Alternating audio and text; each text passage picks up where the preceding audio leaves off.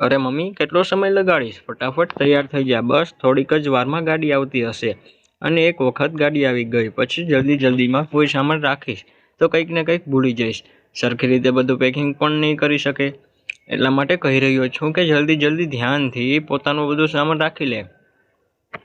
જે પણ જરૂરતનો સામાન હોય બધો રાખી લેજે. ક્યારેક કઈ વસ્તુ જરૂર પડી જાય એમ કહેતો દીકરો રાજેશ રૂમમાંથી બહાર નીકળ્યો તો એના મમ્મી જાનકીબેન બોલ્યા, હા બેટા, તું ચિંતા ન કર, મેં બધો જ સામાન રાખી લીધો છે. 2 જોડી કપડાં તો જ રાખવાના છે, બીજું મારે શું રાખવાનું હોય? બાકી બધો સામાન તો વહુએ રાખી દીધો છે ને મારે તો બસ કપડાં જ રાખવાના હતા. એટલે રાજેશ ફરી અંદર આવતા બોલ્યો, શું મમ્મી, બસ 2 જોડી કપડાં જ? મેં તને કહ્યું તો હતું કે કપડાંની સાથે સાથે થોડો ખાવા પીવાનો સામાન પણ રાખી લેજે. અને હા, ફક્ત 2 જોડી કપડાં જ ન રાખજે, બની શકે ત્યાં વધારે દિવસ રોકાવાનો પ્લાન બની જાય, એટલા માટે થોડા વધારે કપડાં રાખી લેજે. મારું માન તો તારા બધા કપડાં લઈ લેજે. થોડાક એક્સ્ટ્રા હશે તો શું ફરક પડવાનો છે, પાછા તો અહીં જ આવવાનું છે ને. એટલું કહીને રાજેશ બોલ્યો, મમ્મી હવે તું ફટાફટ તૈયાર થઈ જા, હું જઈને જોઉં કે મીના પણ તૈયાર થઈ ગઈ કે નહીં. એટલે જાનકીબેન બોલ્યા, હા જા, જઈને મીનાને જો, ક્યાં ગાડી આવી ગઈ તો તેનો સામાન રહી ન જાય. બધો સામાન પેક કરીને દરવાજા પાસે નીકાળીને રાખી દો કે કયા ઠેલા લઈ જવાના છે. આજે સવારથી જ જાનકીબેનના ઘરમાં ચહેલ પહેલ હતી, અને એ પણ એટલા માટે કેમ કે તેઓ પરિવાર સહિત ફરવા જવા માટે વૈષ્ણો માતાના મંદિરે જવાના હતા. અને તેઓ પોતે પણ ખૂબ જ વધારે ઉત્સાહિત હતા, કેમ કે પોતાના દીકરાના લગ્ન માટે માનતા માની હતી. વાત એમ હતી કે તેનો દીકરો થોડોક શ્યામ રંગનો હતો, એટલા માટે જલ્દીથી તેના માટે સારી છોકરી મળી રહી ન હતી. અને ક્યાંક કઈ વાત આગળ પણ વધતી, પરંતુ કોઈના કોઈ કારણસર સંબંધ તૂટી જતો હતો. એટલે જાનકીબેને માનતા માની હતી કે જો દીકરાના લગ્ન થઈ જશે તો આને વહુની સાથે લઈને દર્શન કરવા આવીશ. પરંતુ વિચારેલું બધું જ ક્યાં પૂરું થઈ શકે છે. માતાજીએ તેમની વિનંતી સાંભળી લીધી અને તેમના દીકરાના લગ્ન પણ થઈ ગયા. પરંતુ તેઓ ત્યાર પછી તરત માતાજીના દર્શન કરવા માટે જઈ શક્યા નહીં. અને કારણ એ હતું કે લગ્ન પછી તેમના ઘરમાં એક નજીકના સંબંધીનું મૃત્યુ થઈ ગયું હતું, જેના કારણે તેઓ પોતાના દીકરા અને વહુની સાથે માતાજીના દર્શન કરવા માટે જઈ શક્યા ન. અને ત્યાર પછી તો બસ દિવસો ઉપર દિવસો વીતતા રહ્યા, દિવસો મહિનામાં અને મહિના વર્ષોમાં. હવે તો તેમના દીકરાના લગ્ન થયે ઘણા વર્ષો થઈ ગયા હતા, અને તેમનો 5 વર્ષનો દીકરો પણ હતો. આખરે એ દિવસ આવી જ ગયો જ્યારે જાનકીબેને પોતાના માનતા પૂરી કરવાની તક મળી. તો એટલા માટે આજે તેઓ ખૂબ જ વધારે ખુશ હતા. આખરે બધા તૈયાર થઈ ગયા અને સામાન લઈને ઘરની બહાર રાખી દીધો.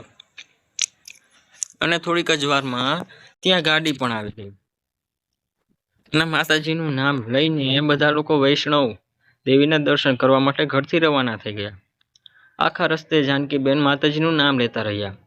આખરે આટલી લાંબી મુસાફરી કર્યા બાદ તેઓ સૌથી પહેલા હરિદ્વાર પહોંચ્યા અને ત્યાં ગંગા સ્નાન કરીને તેઓ આગળ વધ્યા.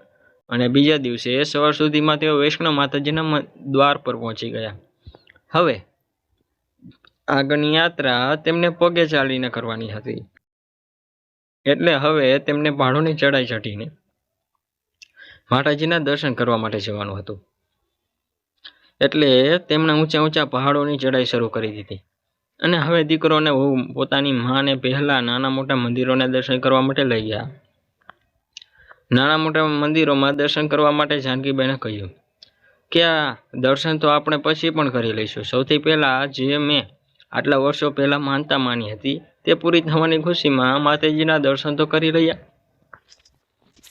એટલું કહીને જાનકીબેન આગળ ચાલવા ગયા અને દીકરો અને વહુ પોતાના 5 વર્ષના દીકરાની સાથે તેમની પાછળ ચાલતા થયા. આખરે પહાડોની ચઢાઈ ચડ્યા બાદ શિખર પર જઈને માતાજીના દરવાજા પાસે ઊભા રહી ગયા. અને ત્યાં પહોંચીને બધા લોકોએ સારી રીતે દર્શન કર્યા અને થોડી વાર માટે ત્યાં જ બેસી ગયા.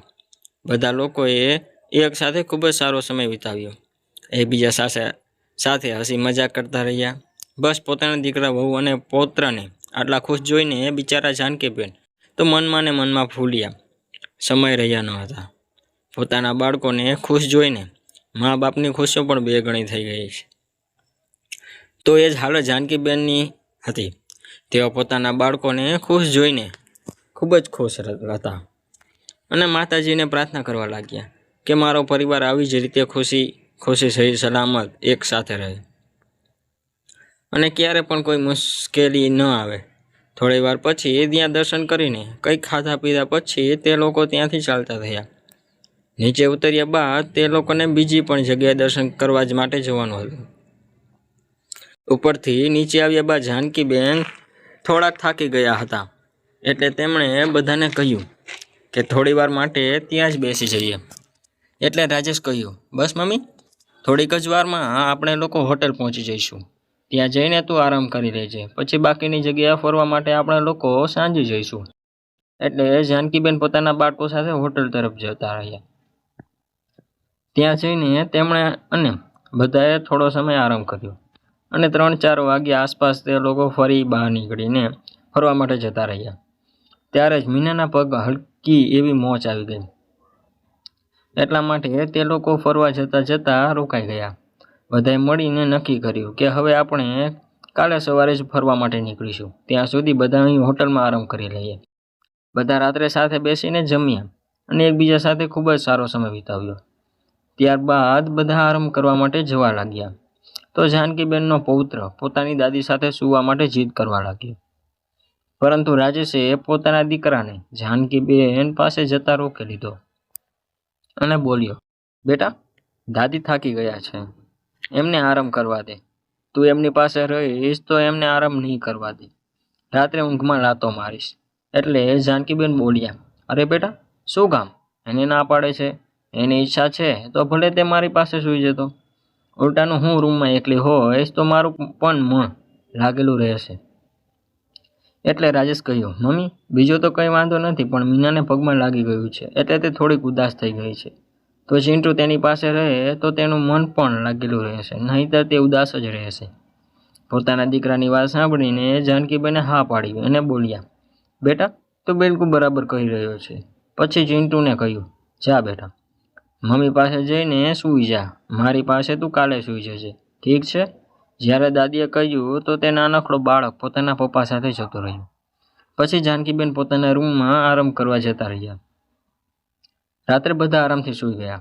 સવારે જ્યારે જાનકીબેન ઉઠ્યા અને પોતાના દીકરા અને વહુના રૂમમાં જવા લાગ્યા, પરંતુ જેવા જ તેઓ તેમના રૂમ સુધી પહોંચ્યા તો તેમણે જોયું કે ત્યાં કોઈ ન હતું.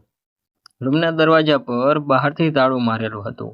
એટલે તેઓ થોડા ચિંતામાં આવી ગયા, પરંતુ વિચાર્યું કે કદાચ મીના માટે દવા લેવા ગયા હશે અથવા તો તેને બતાવવા ગયા હશે. થોડી વારમાં આવી જશે, આવું વિચારીને તેઓ રાહ જોતા રહ્યા. 1 કલાક વીત્યો, 2 કલાક વીત્યો અને એમને એમ જ જોતા સવારથી બપોર થઈ ગઈ, પરંતુ હજી સુધી દીકરો ને વહુ આવ્યા નહીં. ટેન્શનના કારણે તેઓ રિસેપ્શન પર જઈને પૂછવા લાગ્યા, મેડમ, મારી સાથે મારો દીકરો અને વહુ પણ હતા. તેમનો રૂમ બહારથી લોક છે. શું તેઓ ક્યાંય ગયા છે? ત્યારે રિસેપ્શન પર બેઠેલી છોકરીએ તેમના દીકરાનું નામ પૂછ્યું અને જાનકીબેન તેમના દીકરાનું નામ જણાવ્યું. તો રિસેપ્શનિસ્ટે કહ્યું કે તે લોકો તો આજે સવારે અહીંથી જતા રહ્યા છે.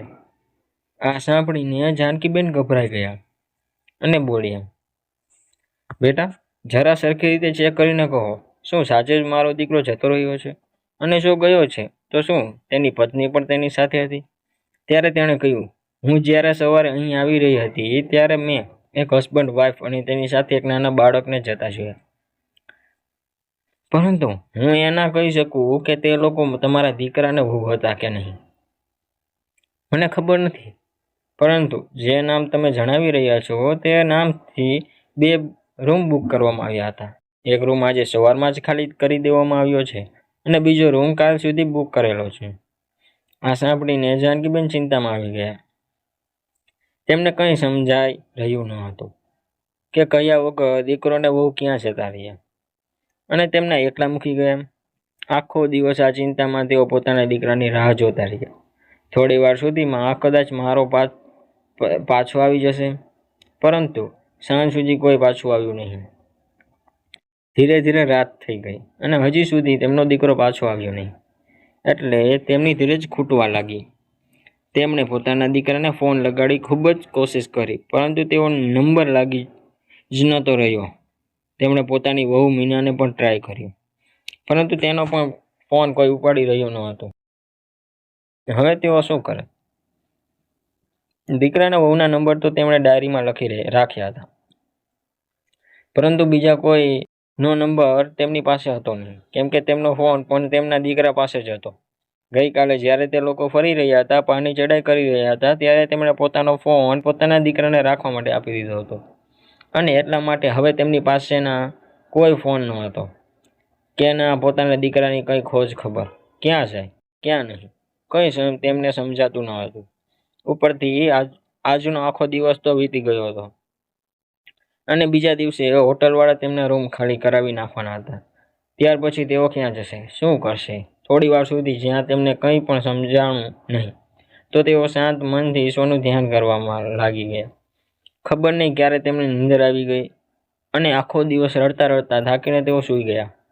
જ્યારે સવારે ઉઠ્યા તો સવારનો સૂરજ ઉગી ગયો હતો. હવે ફક્ત આજનો દિવસ તેઓ આ હોટલમાં રોકાઈ શકવાના હતા. સાંજ સુધીમાં હોટલવાળા તેમને પણ રૂમ ખાલી કરવા માટે અથવા તો વધારે પૈસા જમા કરાવવા માટે કહી દેતે, પરંતુ તેઓ ક્યાંથી કંઈ કરત? તેમની પાસે ના તો પૈસા વધારે હતા અને કાં કોઈ બીજી સુવિધા.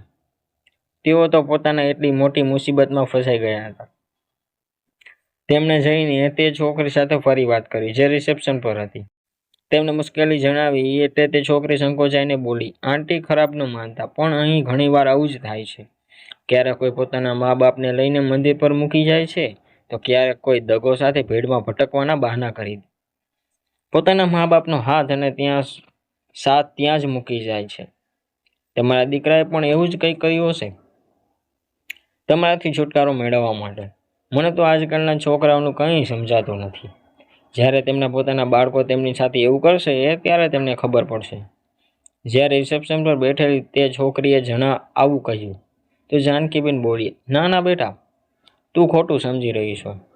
મારો દીકરો અને વહુ એવા નથી. તે લોકો તો મને ખૂબ જ પ્રેમ કરે છે, મારું ખૂબ જ ધ્યાન રાખે છે, તો તે મને ક્યારે પણ કોઈ કામ પણ નથી કરવા દેતા. પરંતુ અચાનકથી તેઓ ક્યાં જતા રહ્યા? મને તો એમની ચિંતા થઈ રહી છે. ક્યારેક તેમની સાથે કંઈ અનહોની ના થઈ ગઈ હોય. બસ આ વિચારીને જ હૃદય બેસી રહ્યું છે. ત્યારે તે છોકરી તરફ જોતા બોલી, થઈ શકે આંટી, ઈશ્વરે કરે એ બધું ઠીક થઈ જાય અને તમારો દીકરો ને વહુ આજ સાંજ સુધીમાં તમને લેવા માટે પાછા આવી જાય.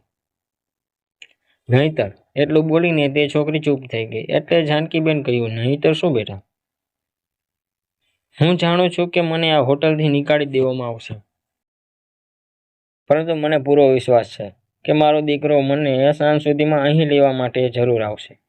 જો ન આવ્યો તો પણ મારે તેની પાસે પહોંચવા માટેનો કોઈ ને કોઈ રસ્તો શોધવો પડશે.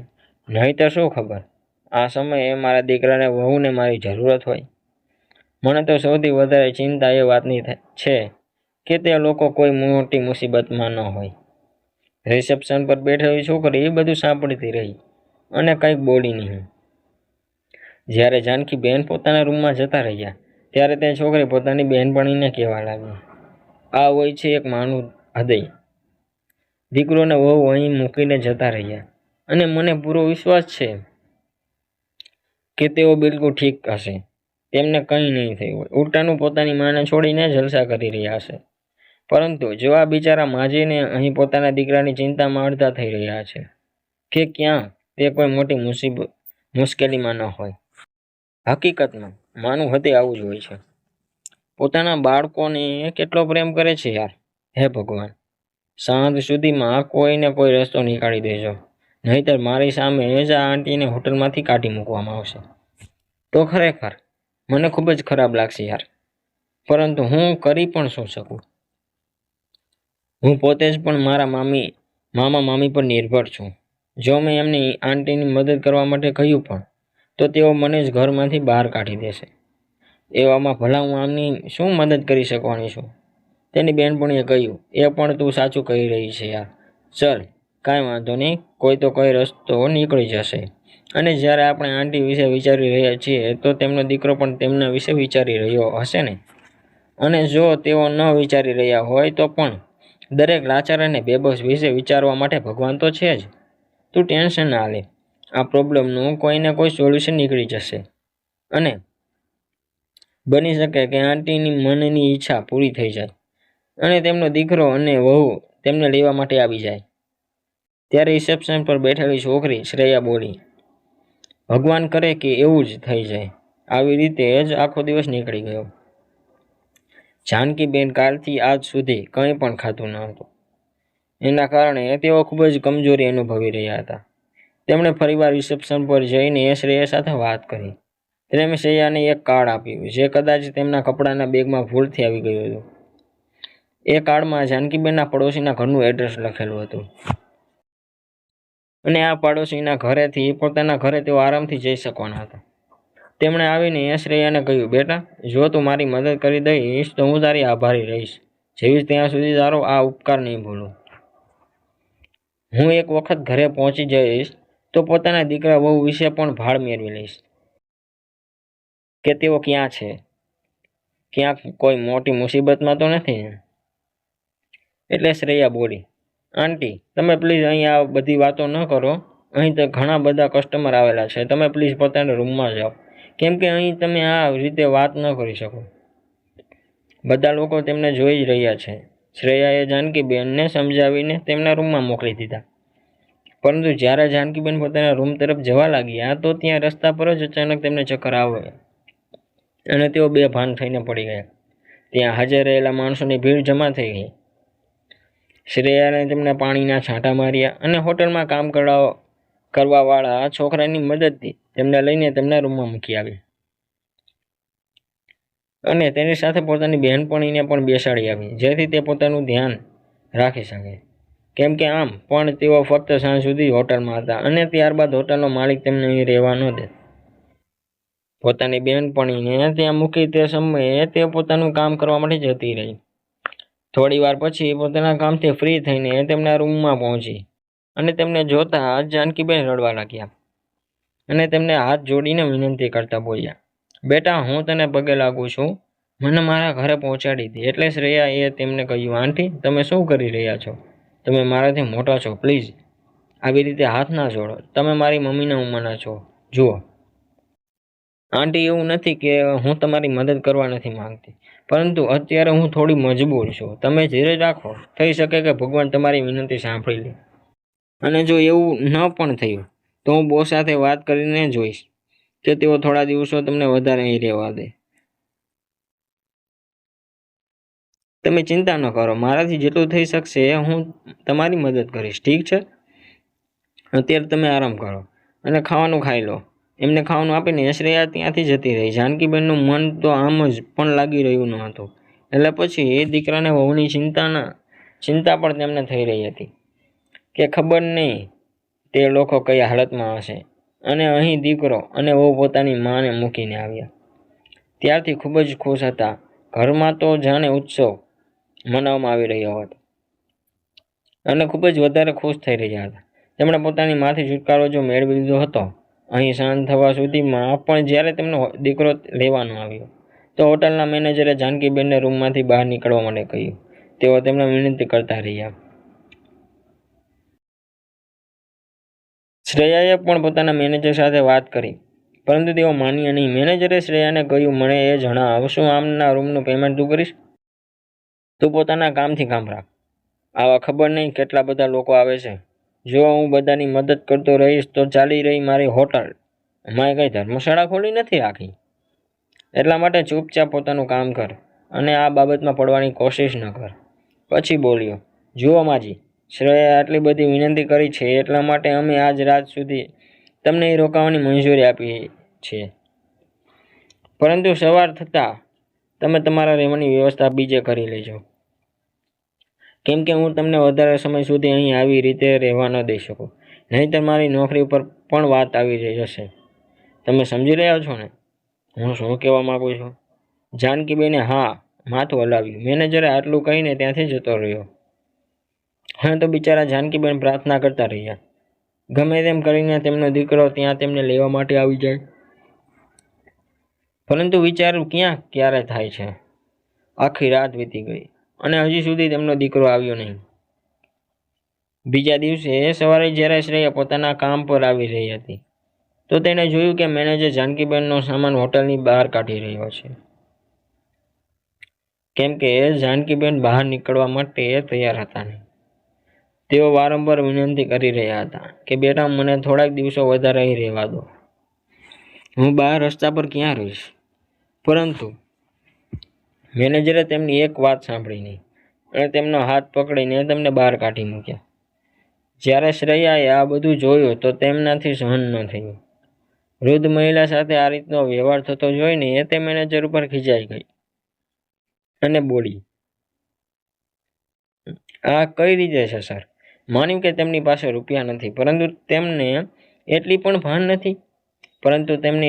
ભાન નથી કે કોઈ વૃદ્ધ વ્યક્તિ સાથે આવી રીતે વ્યવહાર ન કરવો જોઈએ. આ આંટી તમારી મમ્મીની ઉંમરના છે અને તમે તેમની સાથે આવું વર્તન કરી રહ્યા છો. એટલે મેનેજર બોલ્યા, તું ભાનમાં તો છે?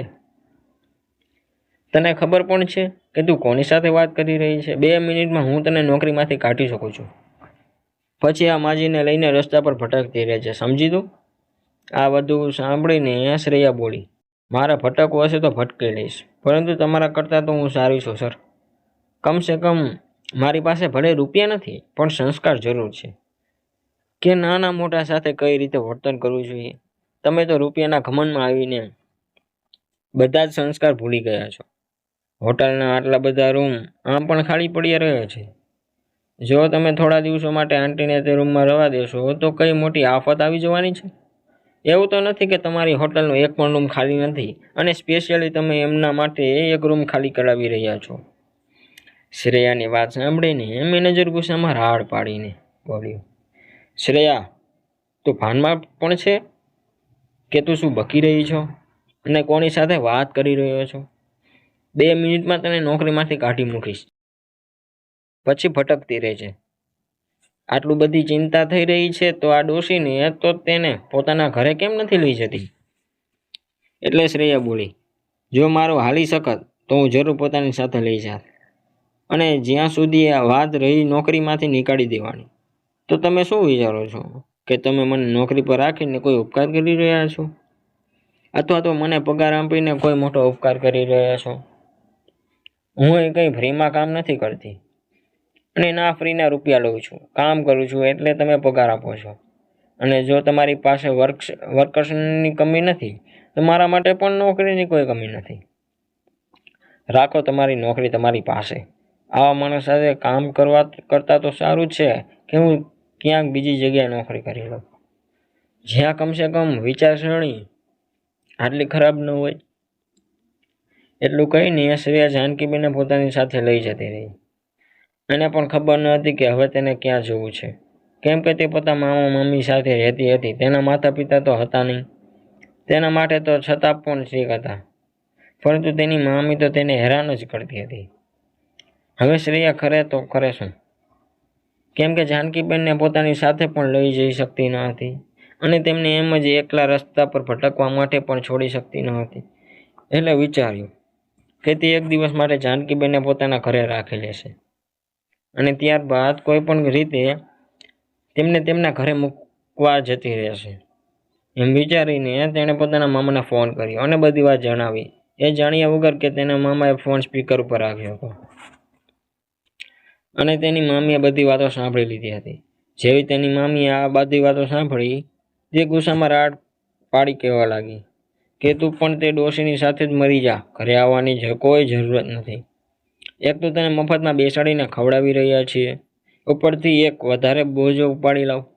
અમારી પાસે એટલા હરામના રૂપિયા નથી કે તમારા જેવા ભીખ મંગાઓનું ભરણ પોષણ કરતા રહીએ. એટલું કહીને તેની મામીએ ફોન મૂકી દીધો. શ્રેયા ગુસ્સાની સાથે સાથે ખૂબ જ દુઃખી પણ હતી.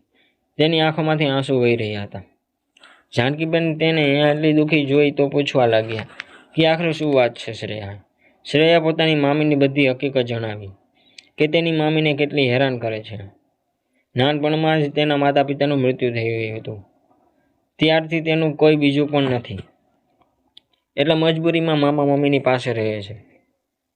પછી પોતાની બહેનપણી પાસે થોડા રૂપિયા ઉધાર લઈ અને જાનકીબેનને પોતાના ઘરે મૂકવા માટે નીકળી પડી.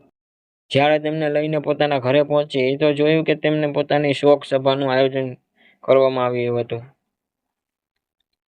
અને અત્યાર સુધીમાં ત્યાંથી બધા લોકો જતા રહ્યા હતા. ઘરે ફક્ત દીકરો અને વહુ પરિવારના અન્ય લોકો હતા. ઘરમાં કામ કરવા વાળો એક નોકર હતો. કુલ મેળવીને ઘરે 3-4 લોકો જ હતા. એટલે દીકરો અને વહુ નિશ્ચિત થઈને અંદરો અંદર વાત કરી રહ્યા હતા.